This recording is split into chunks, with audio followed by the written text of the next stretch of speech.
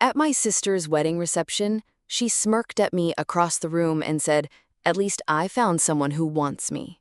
The room laughed. But then my 7-year-old son stood up and asked, "Auntie, should I tell everyone why the groom visits mom when you're at work?" And the entire room went dead silent.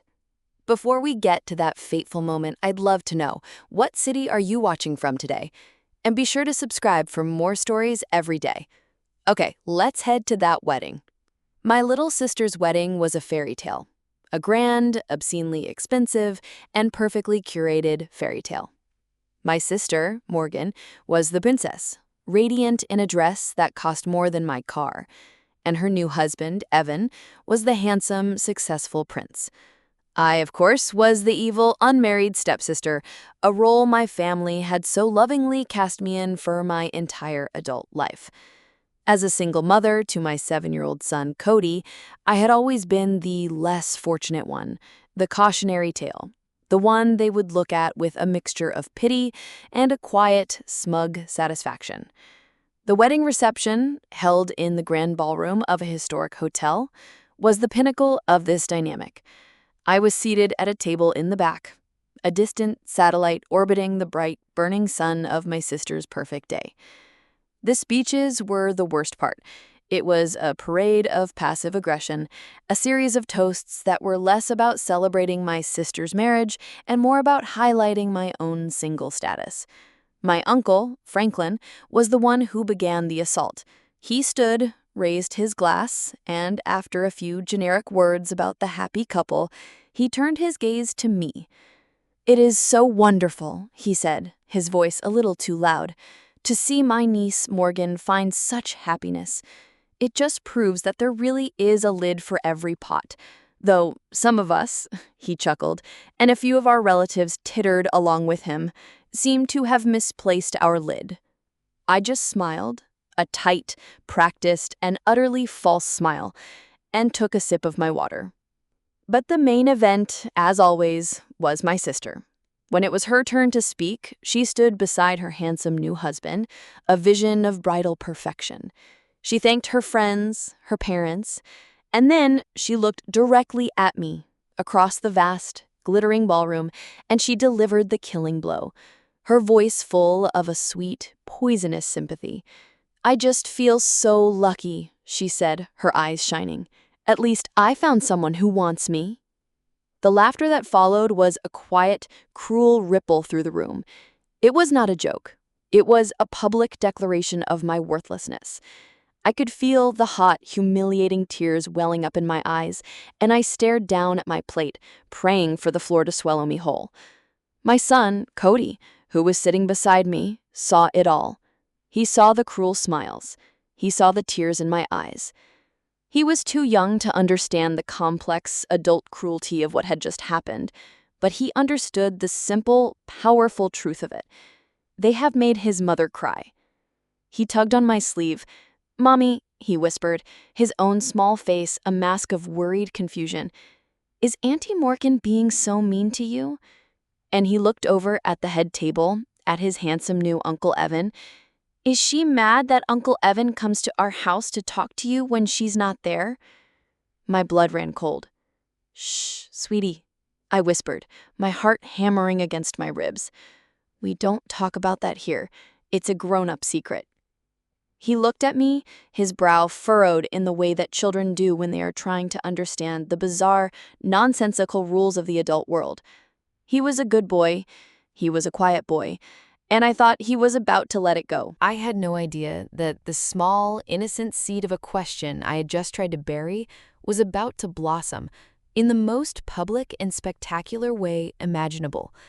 I had no idea that my sweet, quiet, and fiercely loyal son had just decided to defend his mother's honor, and in doing so, was about to detonate a bomb that would destroy my sister's perfect fairy tale forever.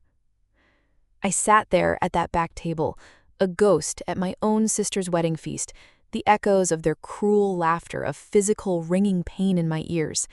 I was trying so desperately not to cry, to hold on to the last tattered shreds of my dignity. My son, Cody, my sweet 7-year-old boy, looked up at me, his own face a small, perfect mirror of my own heartbreak. He didn't understand the words, but he understood the intent. He understood the cruelty. He tugged on my sleeve, his small voice a worried whisper. "Mommy, why is Auntie Morgan being so mean?" he asked, and then he added the words that made my own blood run cold. "Is she mad that Uncle Evan comes to our house to talk to you when she's not there?" "Shh, sweetie," I had whispered, my heart hammering against my ribs. "That's a grown-up secret. We don't talk about that here." But I had underestimated the fierce, unwavering, and beautifully simple sense of justice that lives in the heart of a 7-year-old boy who has just seen his mother be hurt. The memory of the past few weeks flooded back to me. The secret, the terrible, impossible secret I had been carrying for my sister's sake. It had started with a knock on my door 3 weeks ago. It was Evan, my sister's fiancé, my future brother-in-law. His face had been pale, his eyes full of a tormented, desperate misery. He had confessed everything. He told me he was making a terrible mistake, that he was in love with me, not my sister. He said that he had always been in love with me from the moment we had first met, but that I had been with someone else at the time, and he had settled for the next best thing, the sister who looked so much like me. He was a coward, he admitted, trapped in a life he had built out of a fear of being alone. I had been horrified. I had told him in no uncertain terms that he was to leave my house, that he had to tell my sister the truth, that I would never, ever betray her. He had come back twice since then, begging, pleading, a broken man making a mess of all of our lives. And I had kept his terrible, pathetic secret, believing I was protecting my sister from a heartbreak she didn't deserve. Back at the wedding reception, the speeches had continued. My uncle, Franklin, was now telling a long, boring story about a childhood fishing trip. But I wasn't listening. I was just trying to breathe. And then it happened. My son, Cody, who had been sitting in a quiet, simmering rage of his own, suddenly slipped off his chair. Before I could stop him, he began to walk with a small, determined purpose towards the head table. "Cody, honey, come back here," I whispered frantically, but he didn't listen. He walked right up to the head table, a tiny, determined figure in a little suit, and he stood directly in front of his aunt, the beautiful, radiant bride. The room, noticing this small, unexpected drama, began to fall silent. My sister, Morgan, looked down at him, a look of amused, condescending affection on her face. "Well, hello there, little man," she said, her voice a little too loud. "Have you come to give your own toast? Do you have something you want to say?" "Yes," Cody said, his own voice a clear, high bell in the now silent ballroom. He looked directly at his beautiful, smiling aunt. He took a deep breath. "Auntie Morgan," he began, his voice full of a genuine, innocent, and utterly devastating curiosity, "should I tell everyone why the groom, my new Uncle Evan, comes to our house to visit my mommy all the time when you're at work?" The silence that followed was a profound and terrible thing.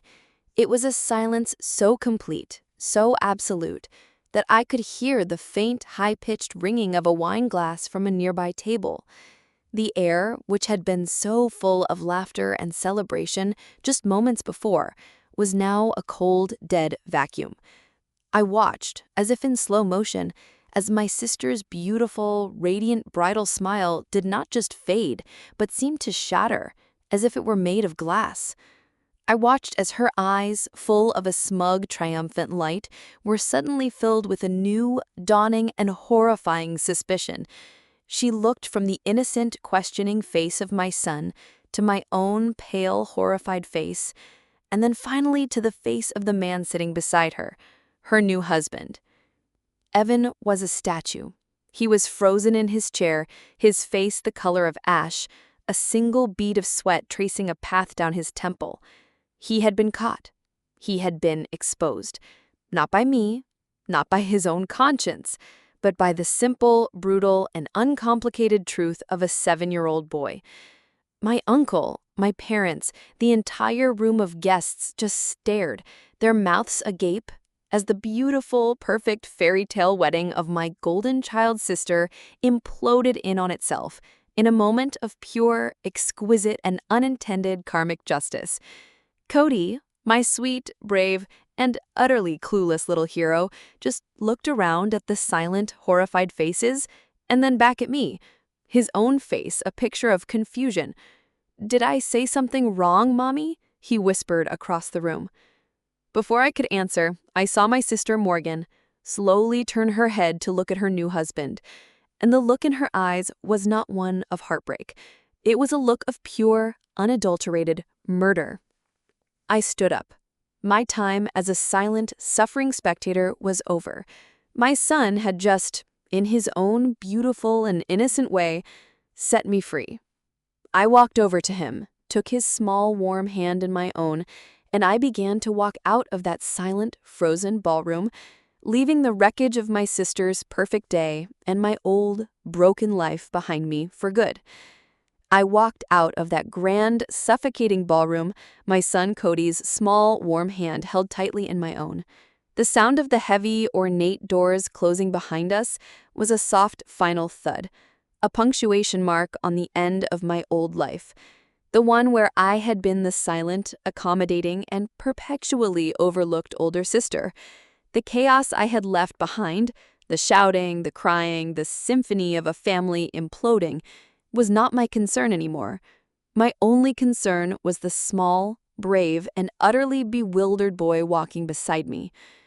The car ride home was a quiet, surreal journey through a city that seemed oblivious to the fact that my entire world had just been torn apart and then strangely pieced back together into a new and unfamiliar shape. "Did I do a bad thing, Mommy?" Cody asked, his voice a small, worried whisper in the DAC car. Auntie Morgan looked really, really mad. I pulled the car over to the side of a quiet, tree-lined street and turned to face him, my heart aching with a love so fierce it was a physical pain. "No, sweetie," I said, my voice soft but with an unshakable certainty. "You did not do a bad thing. You did the bravest and most honest thing in the entire world. You saw that someone was hurting me, and you stood up for me. You told the truth." I reached over and brushed the hair from his forehead. "That doesn't make you bad. That makes you a hero." He seemed to understand. He gave me a small, tired smile, leaned his head against the window, and was asleep before we even got home. I carried him into our small, quiet apartment, a sanctuary of peace and normalcy in a world that had just gone insane. I tucked him into his bed, a silent promise in my heart that I would spend the rest of my life protecting him from the fallout of the truth he had so bravely spoken. I knew they would come. It was only a matter of time.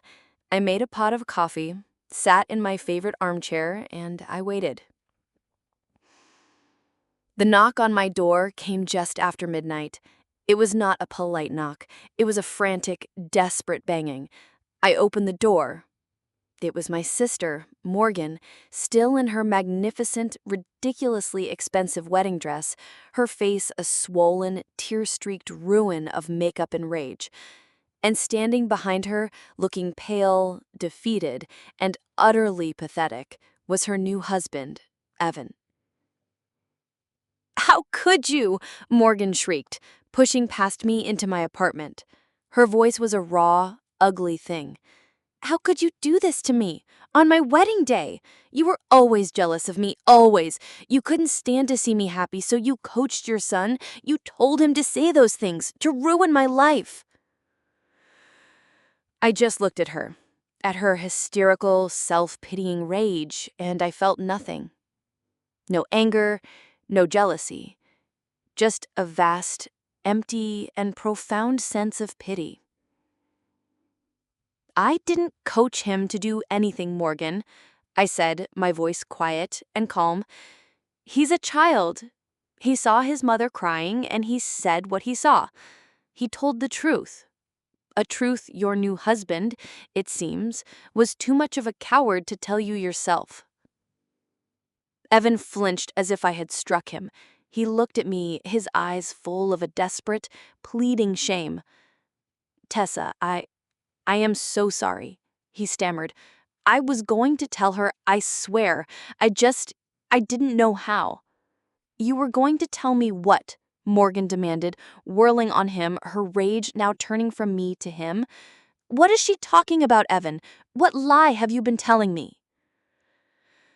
And then, in the cramped, cluttered living room of my small apartment, the final ugly confession finally happened. It was not a quiet admission. It was a dam of cowardice and deceit breaking. It's true, Morgan, he cried, his own voice breaking. It's all true.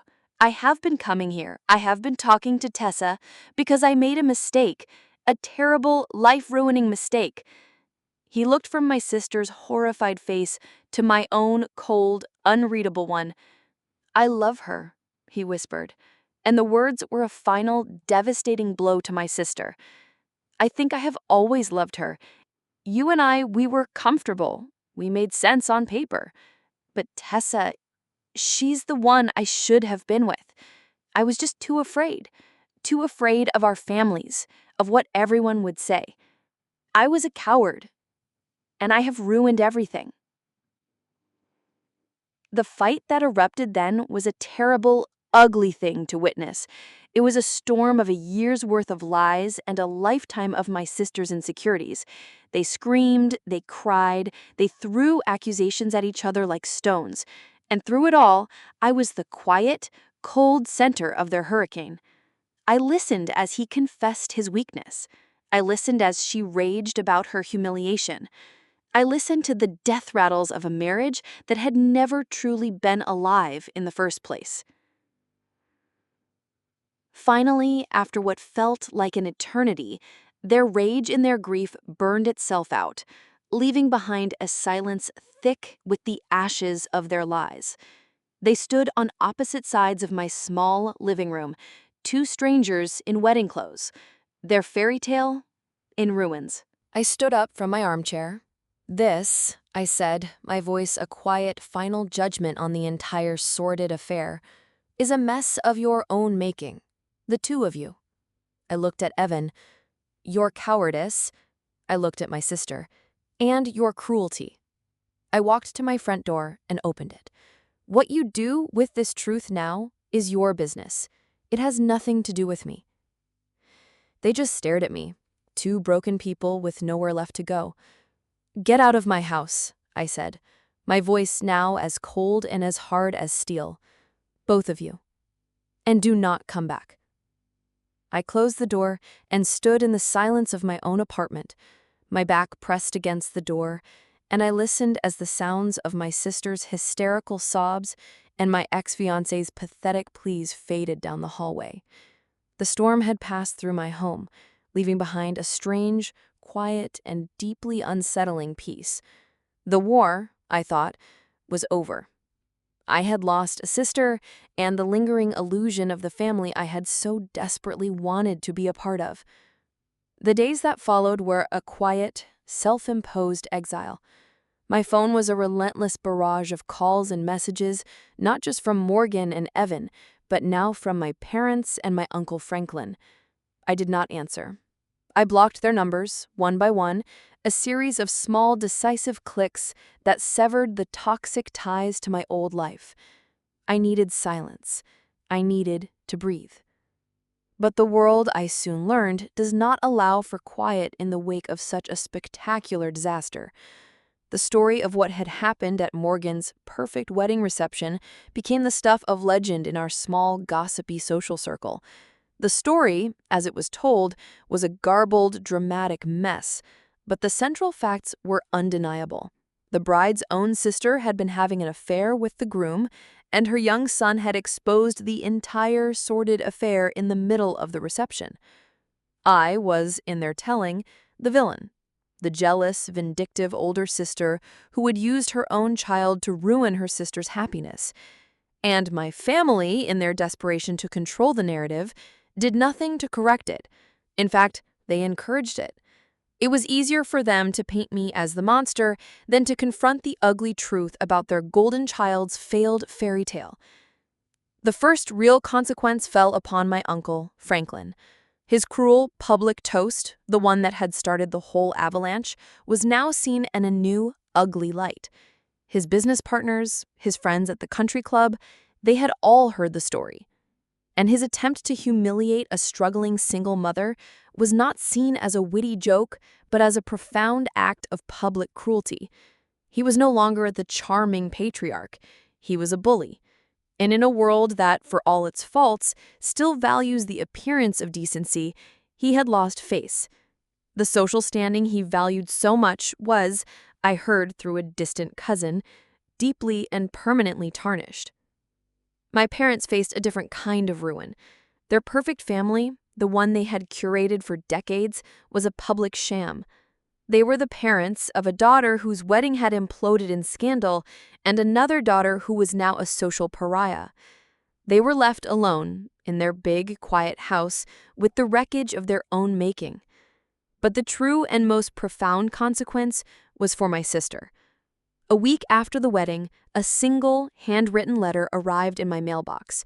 The handwriting was hers. I almost threw it away, but some small, lingering part of me, the part that still remembered the little girl I had once played with in our backyard, made me open it. The letter was not what I expected. It was not full of accusations or anger. It was an apology, a raw, broken, and deeply honest one. Tessa, it began, I don't expect you to read this, and I don't expect you to forgive me. I just need to say it. You were right. I was cruel. Not just at the wedding, but for our entire lives. I was jealous of you. You were always so quiet, so self-sufficient, so good, and I was loud and needy, and I hated you for it. I hated that you didn't seem to need anyone's approval, especially Mom and Dad's, and I spent my entire life trying to make you feel as small as I felt inside. Evan and I, we annulled the marriage. It was a lie. He confessed everything. But the real lie, she wrote, and I could see a small, tear-stained blot on the paper, was mine. The one I told myself, that having the perfect husband, the perfect wedding would make me happy. It didn't. It just made me a monster. I am so sorry for what I did to you and to Cody. He is a brave, wonderful boy, and he has a mother who is 1,000 times stronger than I will ever be. I don't expect to hear from you. I just needed you to know the truth. Morgan. I folded the letter, my own tears now falling onto the page. My victory, my vindication, it had never been about them. It was not in their ruin or their shame. It was in this single, small, and fragile piece of truth. The story ends not with a triumphant celebration, but with a quiet and deeply uncertain beginning. It is a month later. I am sitting in a small, neutral coffee shop, a cup of tea in my hands. The bell above the door jingles, and my sister, Morgan, walks in. Her face is pale, and she is not the glamorous princess I have always known. She is just a woman. A sad and broken, and finally, honest woman. We do not hug, we do not exchange easy pleasantries. We just sit in a silence that is not angry, but full of the heavy, unspoken weight of a lifetime of pain. Thank you for the letter, I say. Thank you for coming, she whispers. The future of our relationship is a vast, uncharted territory. I do not know if we can ever be the sisters we were supposed to be, but as I look at her, really look at her, for the first time without the filter of jealousy or resentment, I see not a rival, but a survivor, just like me, and I realize that the perfect family I had always dreamed of was never real. But this messy, difficult, and finally brutally honest connection with my sister, this might just be the beginning of a real one. an incredibly powerful and mature story about the painful process of breaking a toxic family cycle and the small, difficult steps toward healing. What a testament to the protagonist's strength. This story has a very complex ending. Do you think Tessa did the right thing by agreeing to meet her sister, or should she have cut her off forever? Let us know your thoughts in the comments below. If you were moved by this powerful family drama, please show your support by hitting that like button and be sure to subscribe for more thought-provoking and emotional stories. Don't forget to click the notification bell so you never miss an upload. Thanks for watching, and we'll see you in the next one.